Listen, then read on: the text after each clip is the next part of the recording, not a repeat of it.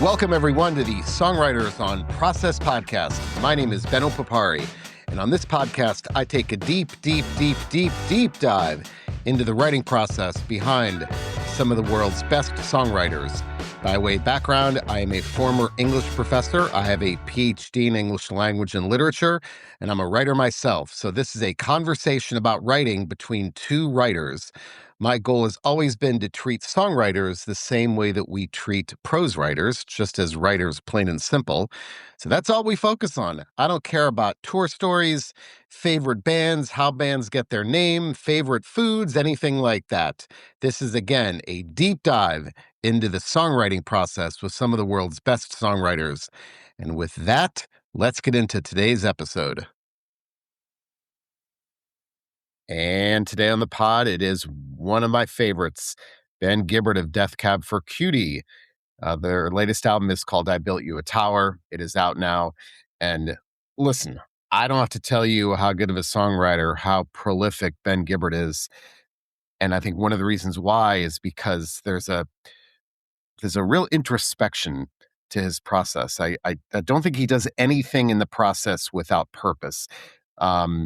There's something he said that really stood out to me. There's so many pull quotes in this podcast that I just had to stop writing them down because there were so many nuggets here of great advice and just ideas about songwriting. But he said he calls himself a completionist. He has to, every book he starts, he has to finish. He's got to finish a book no matter how much he doesn't like it. But even in the songwriting process, it's the same. He says, if I could sum up my process simply, it would be finish everything. I finish every song I start, even if I know in the first verse that it's a complete pile of shit. I finish it because there might be something in the third verse or the chorus or a bridge, some kind of lyrical idea or a theme that I might use somewhere else. And if you listen to this, whenever I ask him questions, there's no wishy-washy, I do it this way and see how it goes. There's, like I said, there's very methodical deliberateness to his process. That's why he writes so many great songs. So I'm going to stop talking. This is one of my favorite interviews I've done. Ben Gibbard, Death Cab for Cutie. Is it important, do you think, to create in some fashion every day, or does forcing the issue make things derivative? I don't think it's important to create every day, but I am a firm believer in the rhythm of creativity in the sense that uh, writing is like a muscle. It's a muscle. It's if you don't use it, it atrophies, and it takes you a while to build back up to an acceptable, you know, amount of proverbial weight. So I find that if I don't write on the road, I keep little notes in my phone, but I'm not actively trying to be creative. I'm a firm believer in input and output periods, and when I'm in an input period, I'm being kind to myself about not writing. But when I'm in an output period, I try to spend 3 to 4 hours a day during the work week, usually in my studio, just in my house. And oftentimes when I'm starting to write for what will be an album, the first 4 or 5 months are pretty bad, or not so much bad, but I'm trying to find it. I'm trying to find a voice. I'm trying to find a theme. I'm trying to find uh, my rhythm again. I'm trying to get those muscles working again. And I've been doing this long enough to realize that I don't think people's creativity leaves them entirely, but I do think the longer you don't exercise it, the more difficult it is to get it back up and running in a form and fashion that you feel satisfied with. All right, so a couple of things. Are you deliberately not writing because I do hear some songwriters say they deliberately do not write so that they can fill the well, so when they are ready, the cup overfloweth. So is it deliberately not writing for you? No, it's not deliberately not writing. I mean, I've written maybe 4 or 5 songs since finishing this new album, none of which I think will be on the next record. But it's just kind of a writing for feel, kind of mentality that I take, and that if I feel like going in my studio and writing a song and trying to get something done, I'll do it. Sometimes I start working on something and I lose interest and just put it away. And again, I'm just trying to be kind to myself, and not and not get down on myself if I'm not writing my magnum opus 3 months before the newest albums even come out. So, it's not so much that I deliberately don't write; it's just that I don't make a concerted effort to be in my studio 4 or 5 days a week, actively working on songs.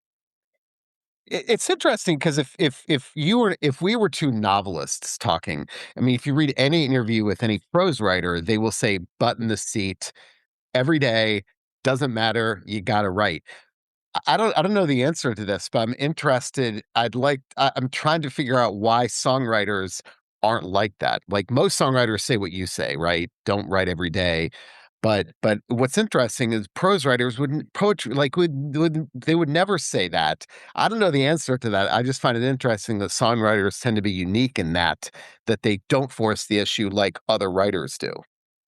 Well, I actually think the answer is fairly straightforward. It's that, when I'm writing a song, writing the music is fairly easy. I mean, I could write music for songs every day for the rest of my life.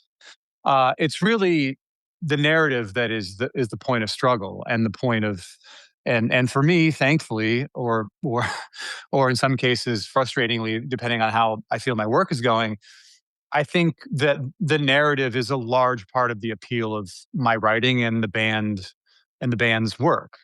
Um, we are a band that, is known for the lyrics, I think. Yeah. Not necessarily first and foremost, but it's a much larger part of the music than, some of our contemporaries maybe, right?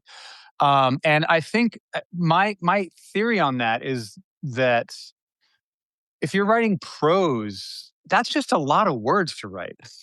And narratives, when I think I have friends who are novelists and I can't fathom writing a novel.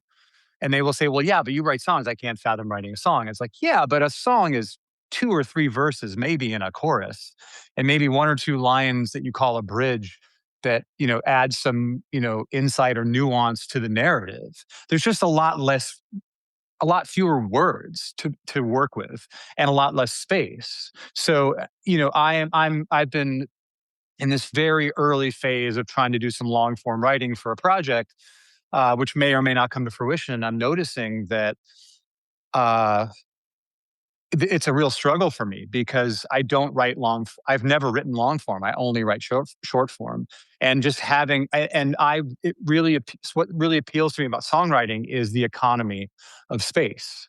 You only have so many syllables. You only have so much room in a 4 minute song for words, so you have to make them count. And y- y- and there's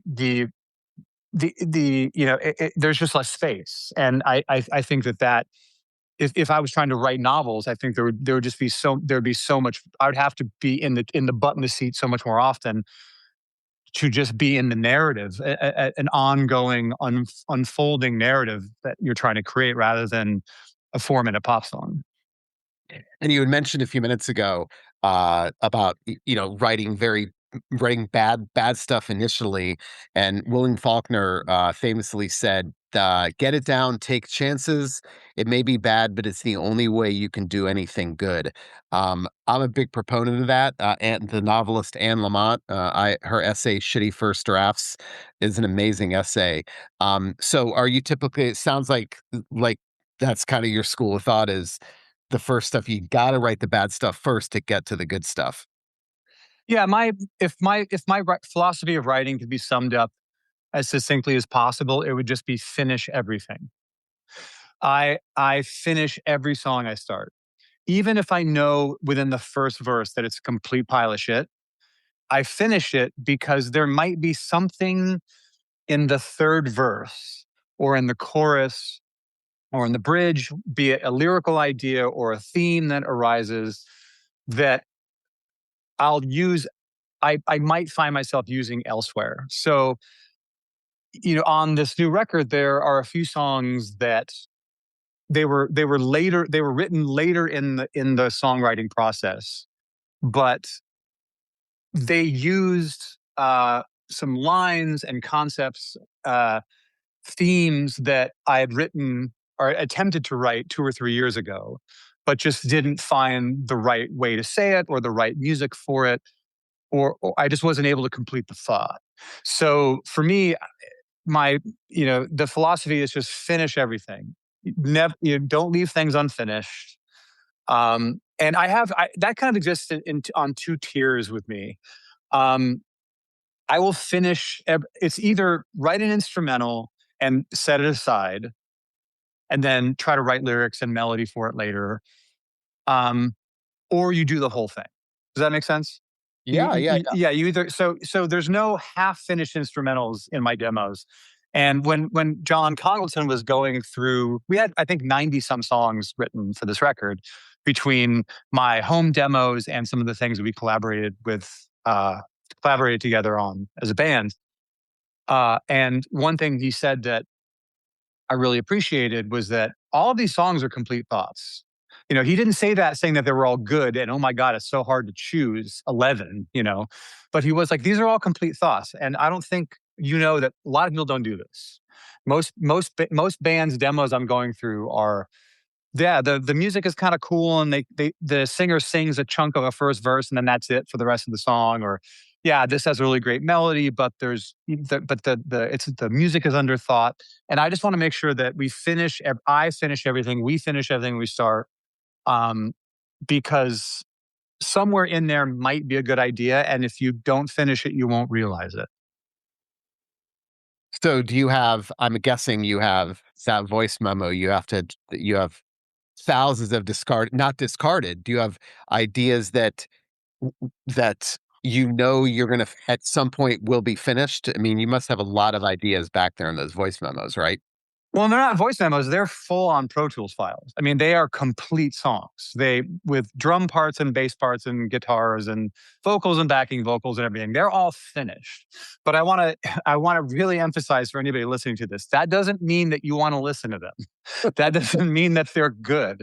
That doesn't this is not a treasure trove of lost classics that will come out long after I'm dead in box sets, and people will be like, "Oh my God, if we had only known this man's brilliance in his lifetime." It's like that's not what these are. These are just they are complete songs that they are finished, but that doesn't mean that they are for public consumption. Okay, but certainly you're out and about somewhere, you get an idea, that's going in. Do you have snippets of things, I guess, is what I was asking. Uh, Oh, I see. No, I don't. I don't write that way. I don't. I sit down to write. I'm not the kind of writer who excuses myself from dinner because an idea for a song or a melody just floated into my head and I just had to capture it. I have friends who were like that. I've known people like that, and that's that's great if that's how inspiration strikes. But I'm not sure if I'm not sure if Britt Daniel coined this phrase. I don't think he did, but I heard him say it somewhere, that inspiration likes to find you hard at work. And for me, the melodies I write, the lyrics I write tend to be influenced by the music that I've just written or the music that I'm writing to. It's not that I have a narrative in my mind and or a melody and I'm writing music to that. The melody and lyrics are 99% of the time a reaction to the music that I've just written. I had Britt on the podcast a few years ago, and he told me a great story how he will sit at a bar with his laptop and eavesdrop on conversations, and then put ideas into his laptop of things he has heard people say. Yeah, I mean Britt's an old timer, man. Like we've known each other for a very long time. We've been buddies for got a better part of 25 years, and I mean I think we all marvel at his consistency as a writer. I mean he doesn't. He's one of those writers who just doesn't make bad records. He's incredibly disciplined and incredible, and he has incredible taste and self awareness. I think that's something that not a lot of writers have. I had the pleasure of interviewing the writer Anthony Doerr who wrote All the Light We Cannot See, won the Pulitzer Prize for fiction about 10 years ago. And I asked him about writer's block. And I'll never forget this. He said, I don't believe in writer's block. He said, writer's block is a failure of courage, which I ooh, like my got goosebumps, when he said that. I'd love to get your take on that. I thoroughly believe that as well. Writer's block isn't real. Um, I now as with all things that we perceive in the world, they are real if we perceive them. But I think if they be, if we perceive them to exist, then they exist in some form or fashion. I guess I should say. Um, but to me, writer's block is a psychosomatic illness. It's something that it's a self-fulfilling illness. It's something that you tell yourself you have, and when you get frustrated trying to write, which let's face it, we all do from time to time, and often for long periods of time, we instead of working through that, instead of to use their words, have the courage to fight through it, we give up and we say, "Well, I can't write right now because I have writer's block." And I just don't believe in that. I've there have been months that have gone by where I've been desperately trying to write and not getting anything of value, and then the next day I go into my studio, um, like I did the last 3 months, not expecting much, and I get something that becomes one of our most well-known songs, or something that I'm incredibly proud of. And those moments tend to happen rather quickly, right? So I always tell the story about I was trying to write songs for the record Plans, and I had rented this little apartment downtown Seattle. This was, mind you, over 20 years ago when you could rent an apartment in downtown Seattle for $800. Right? That's not the case now, but you could then. And so I rented this little apartment as a writing studio to write this record, and I was going there every day, because it was my job and treating it like a job. And I was just incredibly frustrated. I wasn't getting anything written, and I was starting to blame the space, or there was something cosmically wrong with this room, or thinking maybe I should have just stayed, in my little studio at home instead of trying to take this my work out of the house and put it somewhere else. And I was just really frustrated with myself. And then one day I went into the studio and I wrote I Will Follow You Into the Dark in like 15 minutes. Like in 15 minutes, it was done. It was almost as long as it took to sing it, it was done. And by that point, it was 10 in the morning. I had just written it incredibly quickly. And I just kind of thought, okay, well, my day's done here. And I left. And those moments don't happen that often, but I never would have achieved writing that song had I not spent the last 2 or 3 months struggling mightily to get anything done of value. I've always said writer's block happens not because we don't know what to say, but because we don't know where to begin. That I think, at least with prose writers, we all have something to say, but people feel like they have to start at the beginning spot of whatever it is that we're writing. And I find that to break through a rut, when I'm in a rut, what I'll often do is write, just don't worry about where you start, just start writing.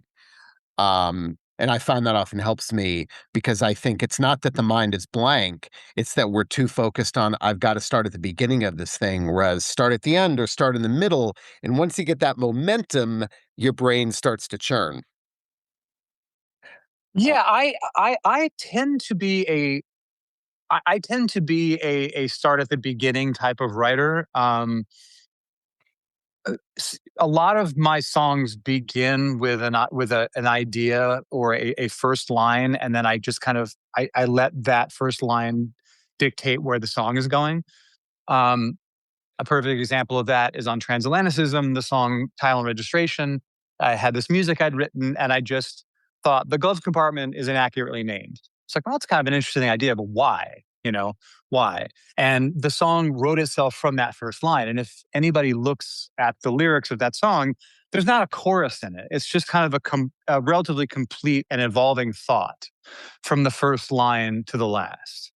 But conversely, there are some songs on this record that I started with a chorus. I kind of work middle out uh, from, similar to what you're saying about not necessarily starting at the beginning.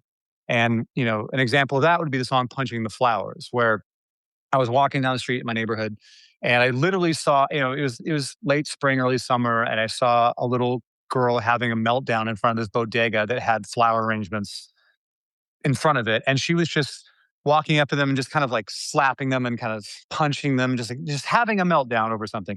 And her mom, who was nearby, just said, "Stop punching those flowers." Like, and it was just a funny image. The image of just seeing that kid having that meltdown, and then hearing her mom say, "Stop punching those flowers." That was a moment where, like, punching the flowers is a very interesting. I like how that sounds. These three words sound together, and they're very evocative. And it can be. I can build out from there. I think from that. I can create a metaphor out of that and build something maybe kind of interesting out of it. So, whenever I get stuck, similar to what you're saying, I will try to do that. I'll try to maybe write the chorus first. But our band doesn't have a lot of choruses. Right. Um, I mean, we just don't.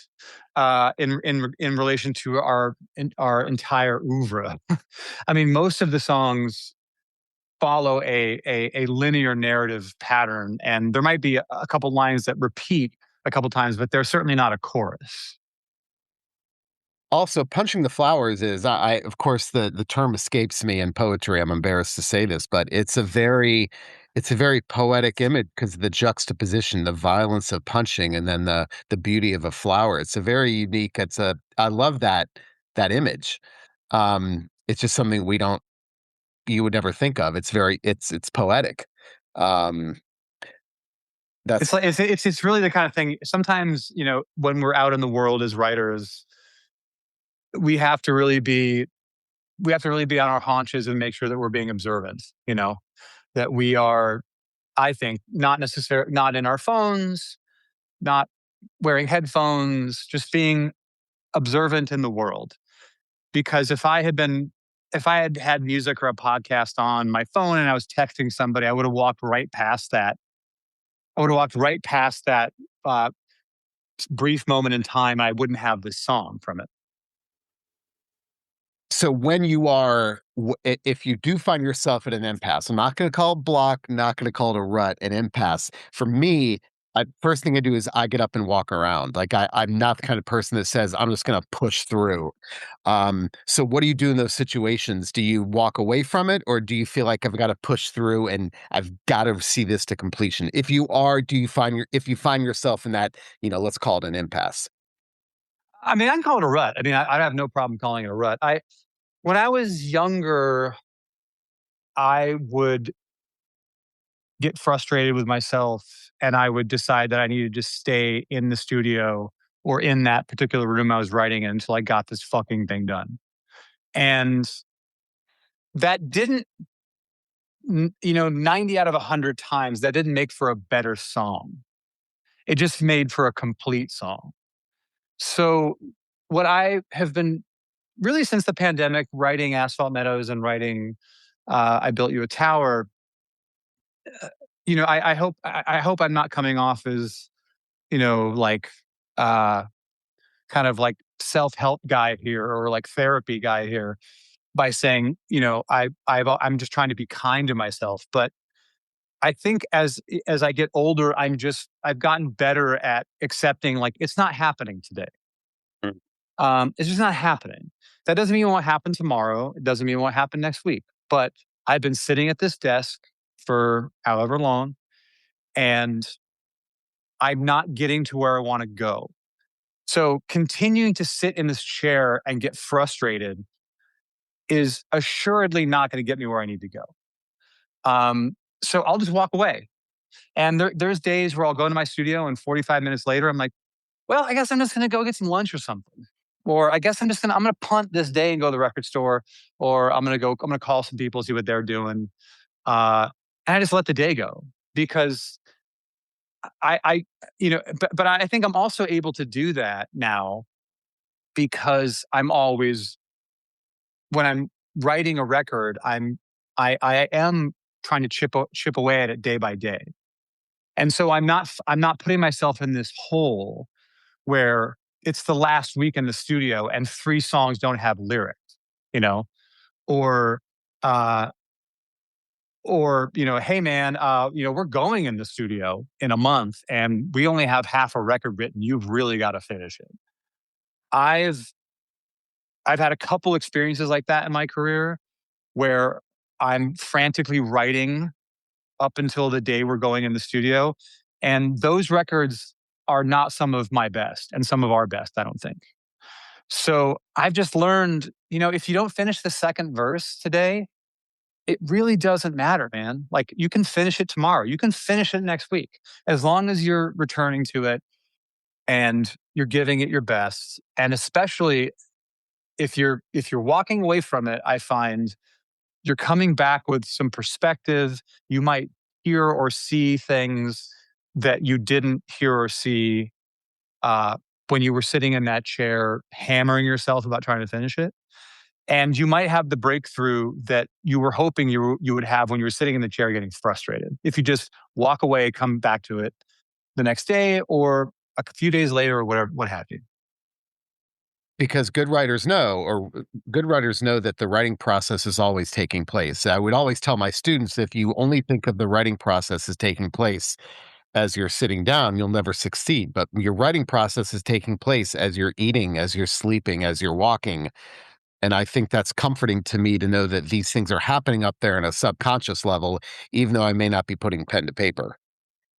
I agree 100%. And I don't want to give anybody listening the impression that people are always coming up to me for advice about writing because they're not.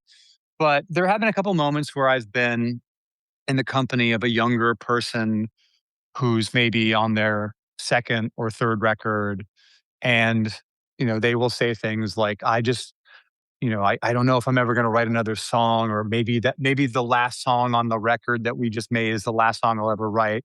These and I when I was younger, when I was first getting started, I had those fears as well. And what I tell those people, if this fear comes up in conversation, is, look, your creativity is within you. Um, it will always be within you. It might go dormant for a while. It might bury itself deep within you. You might have to dig a little deeper to find it than you did last time. And yeah, writing your second or third record, I should say, writing your third record is way harder than writing your first or second record. Um, but that doesn't mean that those are all the songs you're ever going to write, or that's the only novel you're ever going to write. You're just going to have to work a little harder. And I've said on numerous occasions that the older I get, I put in more work to get less back. When, when I wrote songs for our first record in 97, 95, 96, 97 into early 98, I only had 9 songs, but they all went on the record. And every song that I wrote was a brand new thought in my cinematic universe, everything I tried was a new idea because I'd never written like that before. I had not taken this particular approach to songwriting. I was starting to get my sea legs with it. But by the third record, as the saying goes, you have your whole life to write your first record. The second record is some songs left off the first record, plus whatever you've written in the last 6 months. And then the third record, you're starting completely from scratch. That is the first record I think that anybody has to really dig deep for. And it's really fascinating to me to go over people's catalogs and see. In most cases, the third record is the difficult third record. It's the one that's a little bit. It doesn't quite sit in the catalog. It's a little bit strange. You can see where they're trying to do with it, but they don't really accomplish it. And then there are other third records that are just phenomenal. And I've always wondered, like, wow, what happened? How are they able to skirt the difficult third record problem? And with every artist or band, it's different. But that's a fascinating corner of an artist or a band's career for me. I want to shift gears slightly. When it comes to lyrics, are you a pen and paper person or a computer or phone person? I was a pen and paper person exclusively until about 2 years ago. And I I I really liked and still like the feeling of a pencil. I would write in pencil, so I and then if I needed to rewrite a lyric, I would erase it and then write over it, and just seeing the physical, the ghosts of the lyrics you've just written underneath the one that becomes the permanent lyric. Uh, and as a music fan and a fan of, music ephemera, I find handwritten lyric sheets, when you get a chance to see either a facsimile or the real thing of a set of lyrics that mean a lot to you, and you can see maybe doodling in the margins or things crossed out. That's fascinating. That's a fascinating insight into the creative process. But I've found in the last couple of years that writing, and using a Pages app or something like that, or a Notes app, it has created advantages that writing by hand just doesn't, in the sense that you can cut and paste things from other songs. You can immediately just erase back and then write something else. You can save a draft of that and then create a new one and add some different words. You can highlight a certain thing that you may want to change later. Um, and because I've been doing this for almost 30 years and I've never used a computer to write lyrics, um, this is an entirely new palette for me, and I'm finding it to be bearing a lot of fruit.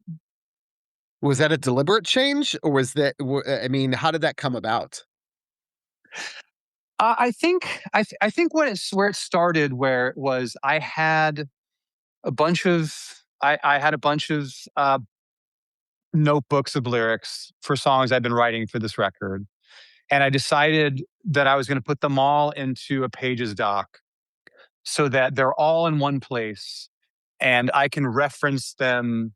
I'm not looking through 3 or 4 books. So, like, where was that one? What did I say there? So it's all just in one place. So I spent a couple days just transcribe, or I don't know if transcribing is the right word, but just kind of copying them over into a Pages doc. And one of the many reasons I did that was I'm writing. I knew that my process, how my process works, is that I write, dozens of songs, and then I might take a lyric from that one, a line from that, and I thought it would just be easier to be able to just scroll up a long document of words than try to find them in across 20 different pages of a notebook, right? So I started writing some new songs that were taking lyrics from other songs I'd written that I knew weren't going to make the record. And then from there, I just thought, like, well, I've got this long document of all the words. I might as well just keep adding to it instead of writing in the notebook and then transferring those ones over to this long Pages doc. I'm just going to keep writing on the end of this Pages doc, or creating a standalone Pages doc and then writing lyrics for that and then copying it over to the longer one, the master list, so to speak. And I just found that it was cracking open. Um, it was cracking open something that I had never had open before. And maybe it's just it's just the fact that it's much easier to, delete back and write something else in its space. You're not physically deleting something, which you're not physically erasing something with an eraser, which is not hard work or anything like that, but it takes you out of that moment because you're spending 5 or 10 seconds to erase the thing you just wrote and then think of something else to write, versus, like, you know, highlight it, erase it, boom, we're writing. It's writing in the computer is much more freeform for me and much more unconscious than writing on paper, where I have to physically cross things out or delete things. And then also I can see the ghost of what I just wrote there, and my mind is still going to that old lyric, if that makes sense. It does, but those lyrics are gone because you've deleted them, right? Or so they're not there. Well, they are gone, but I can still kind of see them on the paper. I can see, like when you erase something with, Oh, I erase see. pencil, it's never really gone. Yeah. So if I've written line over another line, I can still sense the other line underneath it in a way that is very different than if it's literally just gone and there's something else there. That's interesting that you would erase rather than just draw a line through it. So it will still be there much more visually if you draw. So you were erasing rather than crossing out. Then, Yeah, I erase and I write over. yeah. But because crossing out, that would just, my OCD brain or whatever, I don't know, it would just I would just keep looking at it and reading it over and over again. I would start to think that it would muddy the waters of what I was trying to move out of. I'm reading a book right now called The Writer's Room, and I forgot the woman's name, but she goes and explores the rooms of famous writers like Virginia Woolf, Jane Austen, and there's some others. And it's really interesting how she describes the space that those writers, the space that they wrote in. And so I'd love to get your take on how important is the physical space to you as far as the ritual. Is there a certain room, a chair, also time of day? I absolutely have a ritual. I've got a chair I like to write in, a different chair I revise in. I'd love to get your take on how important those things are to you. Yeah, I mean that has also shifted. The time of day and the place have shifted a lot for me since the pandemic. I used to rent a space outside of my house or wherever I was living to go to and write. So I lived on Capitol Hill for many years in this open floor plan kind of loft area, and my girlfriend then wife for a period of time, we lived in there together. There was not a separate space to write in, or I should say there was, you could slide a door closed, but it wasn't a closed space. And I felt that I found it very difficult for me to write when anybody else was in the residence, let alone in the room, virtually in the room. So I rented an office space in downtown Seattle in a building called the Smith Tower, which was the oldest building west of the Mississippi till I believe the 30s. So it's a historic building, and at the time, I got office space in there for not much money because no one wanted it.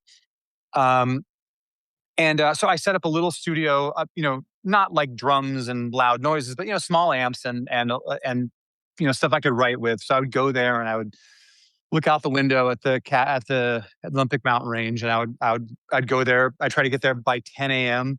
and I would go out for lunch, and I would stay till 3 or 4 whenever I felt I'd gotten what I wanted to get done. Then the pandemic hit.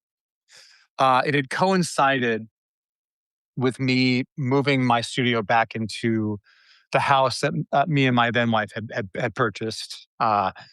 And so now I had a space, a separate space in the house I could work in, and and the pandemic hit a few months later, and I felt incredibly fortunate that all of my equipment was not locked in a building that I couldn't get into. It was all in my house, and it was in a small, just a I don't know, 10 by 10 bedroom in the house. It's not a my studio is not a studio. It's just a bedroom that I have a bunch of equipment in. Um, and I found that I like being in a smaller space. The office, I don't know how many square feet the office space was, but it was size of like a large living room kind of space. Um, and I really liked being in a smaller room that felt cozy where I could, for all intents and purposes, reach out and grab an instrument versus having to get up and go across the room to get something or go in a closet and find something. I liked having a small space. And because during the pandemic, obviously no, well, most of us were not going anywhere. And Seattle had shut down in a way that some other areas of the country maybe didn't. So I and we didn't know how long it was going to last and everything else. We needed to go. We all lived through it. We know what it was like. Um, but I started to shift my working hours into the early afternoon. So I would get up, you know with my wife, we'd have our morning. I would go exercise or whatever I'm going to do. We'd have lunch together. I might take a nap because why not? You know, take a nap around like after lunch, and then I would go in the studio. And I found that between the hours of like 1:30 and 5, um, the phone wasn't ringing. Uh, nobody, any errands we had to run in the world, I got them done in the first half of the day. And so to this day, I now find that to be my sweet spot is when I like to write the most. And so my routine, yeah, I get up way too early, but I get up early and I have my morning and I run and I see my partner and all these kind of things, and then run the errands I need to run. I might take a make 20, 30-minute nap. And then I have what I call second morning, where I'll make a cup of coffee. I'll get up from a nap, make a cup of coffee, and then go right in the studio as if it's like a new day. So the first half of the day has existed entirely separate from the writing part of my day. And all the phone, I mean, if management's calling, text threads going, all that stuff happens in the morning for me usually. Management's calling, early, when the office opens up about this or that, and friends before they go to work, we're texting about, the Mariners or whatever, or politics or whatever. And then all those text threads go silent in the afternoon because everybody's at work, you know. And I found that that's the most that and I'm awake. I'm focused. I'm not thinking about things I have to do that day because I've already done them all. And I can work until I feel I've got what I want to get done or dinner, and then the day's over. That's amazing only because I feel like everyone else, like 1:30 to 5 is when our circadian rhythm is at its lowest. They say that's always the time when people are at their least amount of energy. But that's your strongest time. That's amazing. Well, it's also worth mentioning I don't have children. So that time frame would probably not work for a lot of people.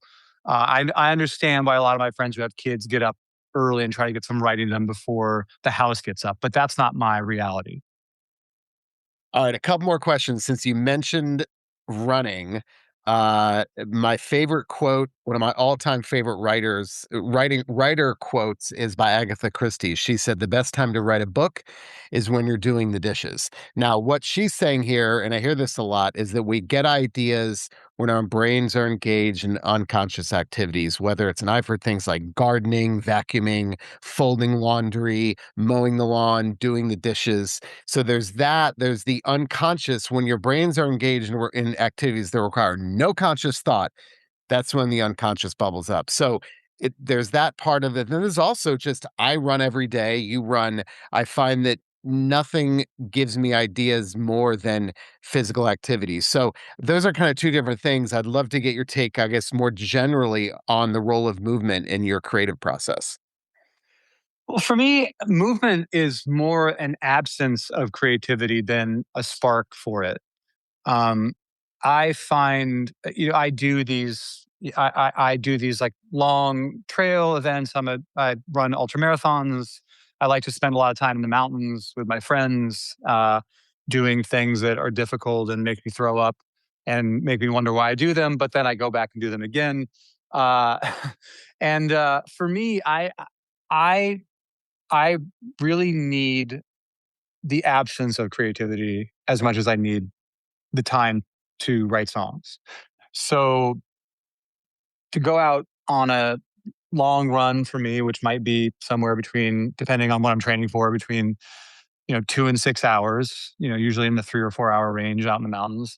That's just time where I get to be in nature and I can just be with my own thoughts and slay my virtual enemies in my head or mull over things in my life. And so I suppose in that sense, coming around to the Agatha Christie quote, I suppose maybe there is some unconscious creativity in that time, but often a lot of people who know I do these long runs, they assume or they ask if I am writing songs while I'm out there. Am I writing lyrics while I'm running? And the answer is like no. I mean, every once in a while I might come up with a line and pull over on the trail and just type it into my phone.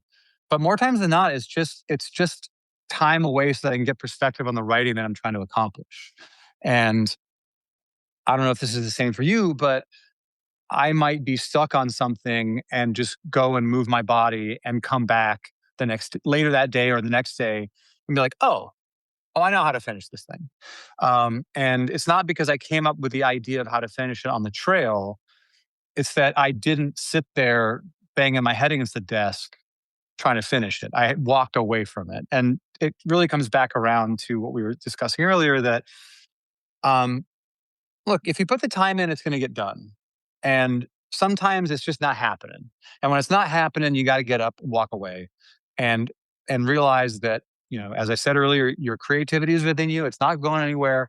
But maybe today's just not your day.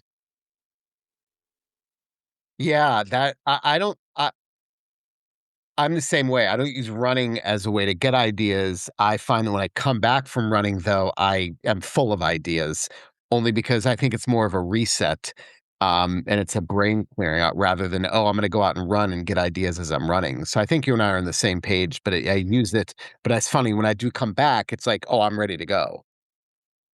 Um, Yeah, yeah, totally. And just, I mean, there really is something to me about exhausting the nerves of the physical body. Just, I'm a very, I wouldn't say I'm a nervous person, but my brain is always firing 1,000 miles a minute, and I'm always in three places at once, to the detriment of some of my friendships and relationships. That sometimes I struggle, not in a like, not in a ADHD way, but just in a I have a I'm my brain is always firing. And I think sometimes exhausting the physical body gets me back into my mind and allows me to focus in a way that, if I don't run, or I don't exercise, I'm an absolute like terror to deal with. all right, last question. The role of, I mean, I find that for the most part, songwriters are voracious readers. So I'd love to know who you like to read. Are you a genre person? Are you an author person? And who are your favorite authors? I find myself, I am a I'm a not I'm a fiction person primarily. It probably is not a surprise that, uh, I love Murakami. It seems, given my age and my identity as a runner, I mean, Murakami wrote one of the best, memoirs on running ever written, I think. Um, but I I I have to go look at my bookshelf right now, because I'm downstairs. But, um, I don't know. I find that there's so much richness in prose that is present in some songwriting, but that oftentimes I find myself, I try to wake up and read and drink coffee and listen to records first thing in the morning. That's kind of my ritual, and I'm always chipping away at a book. Uh, and it's not so much that I would hope I'm not an overt plagiarist in my reading of novels, and then my shift into writing songs later that day. But there are it's I keep a big folder of passages from novels I've written in my phone. So when I read past something that is incredibly moving to me, and it feels like the beginning of a song, um it feels like there is a theme in that passage that, that feels, that feels like something that I could work off of from a songwriting perspective. I always, you know I always make sure to write it down. I mean, I just pulled up on a note, you know right now. I mean, I've been, I over the last year or so, I was on a really huge Lawrence Durrell, uh kick. I don't know if you've read any of his stuff. I don't know if I might not be pronouncing that name correctly, but, um, he wrote this really beautiful novel called Justine, I believe in the late 50s. Um, And here's some lines that are in that book. She takes love as plants do water, lightly and thoughtlessly. Or it's just incredibly beautiful lines. Um, and I find when I hear these things, when I read these things, I like to write them down, and then you know kind of try to pull from the spirit of those kind of lines for in the lyrics that I'm writing. If you're reading a book and you're just not feeling it, do you have to finish the book, or can you set it aside and say, "I'm not gonna finish this"? I'm a completionist, so I try to finish everything. I will say that I finished a book today, a book by Chandler Broussard called Who Walk in Darkness. Uh, it came out in 1952, the same year that John Clellan Holmes's Go came out. Go has been considered by many kind of the first beat novel. And Chandler Broussard. I've been reading. I'm saying this like this is things that I know deeply, but I've just been reading on Wikipedia. This Chandler Broussard's book, Who Walk in Darkness, was some have seen it also as also a beat novel that was kind of in parallel with Go, but Chandler Broussard really pushed back on that. Really did not like any insinuation of association with that clan of writers. But it's a novel that fought, very much like Go or some of the Kerouac novels as well, just kind of follows people around in time. And it's not that nothing happens, but there is no arc.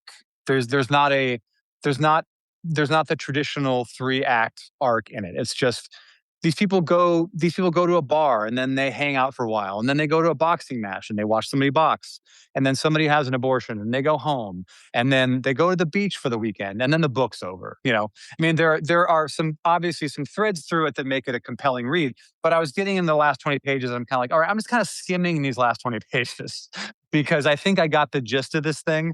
I think I got what I came here to get from this book. And I'm not super I'm not super invested in how it ends, but I feel I need to say that I at least finished it. And I do, so every book on my shelf is something that I've at least read. I'm not one of those people who has 30 books on their shelves they haven't read. Everything in my bookshelf is something that I've read, with only a few that maybe I keep. And I do keep the bookmarks in them if I happen to walk away from them, so I can feel shame when I walk past them, that I didn't finish it. I had another 30 pages or 40 pages, whatever. But yeah, so I try to finish everything I start. One more follow-up, and then we're done. Sure, of course. I I forgot to ask you this. I had Lucinda Williams on the podcast about a month ago, and she said something that blew my mind. She said that she can write about darkness, but she has to be content to write about darkness. She can't be in a dark place to be able to write about it. So that goes to, I guess, distance in general. Do you need, Hemingway always said he had to have distance. He can never write about Paris when he was in Paris. What's your take on that? Do you need distance to be able to write about something, or is immediacy better? I feel the exact same way. I need distance uh, to write about something for many reasons. One, it gives you the perspective um, on the people and the situations that you're writing about. I think it allows for more empathy in the writing, especially if you're writing about a painful experience. Uh, I never want to write about loss or pain or it in the moment I'm experiencing it, because I feel uh, it will not be a fair and balanced as much as anything can be fair and balanced in art or in life. It will not possess the perspective and empathy that I feel a really good song needs.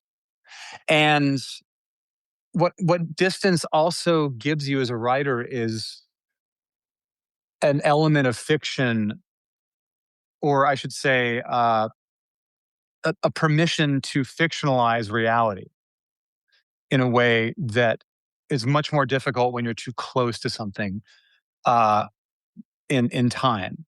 So, there are songs that I have written that that are about people in my life, but as with the benefit of distance, I've given myself the grace to fictionalize parts of the story for the sake of the story and the song, uh, and not because uh, I'm trying to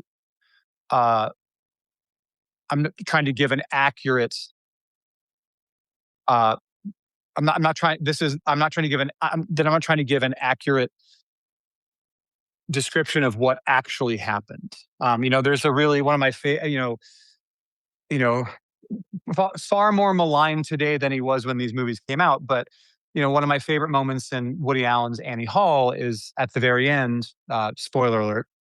Uh, he's rehearsing this play he wrote about his relationship with Annie Hall, and in the play, as they're rehearsing it, instead of her leaving him as it does in the movie, the male actor is leading the female actor in this very succinct manner, almost in a manner that you wish you would have done it this way, if in the same way you wish you had a better retort in a conversation that's happening in real time, right? And he looks, and Albie Singer, the character, looks at the camera and goes, "What do you want? It was my first play, and I guess we make these things in art because we can't have them in life," or something like that.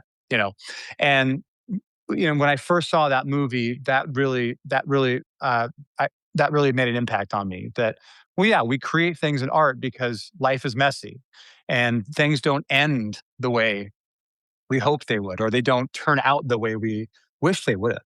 But in art, you can make things the way you want them to be. You can make your life the way you want it to be, or the way you wished it would have been, and you have poetic license, artistic license to create the world that you want. And it's much easier done with distance than with proximity. And that's it for the latest episode of Songwriters on Process. You can find all of the old episodes on all major streaming platforms and probably some minor ones as well. You can also find them on the Songwriters on Process website. I started the site back in 2011, so that means there are hundreds upon hundreds of interviews with some of the world's best songwriters. So take a deep dive into some of those episodes. They are all great. Of course, I'm biased.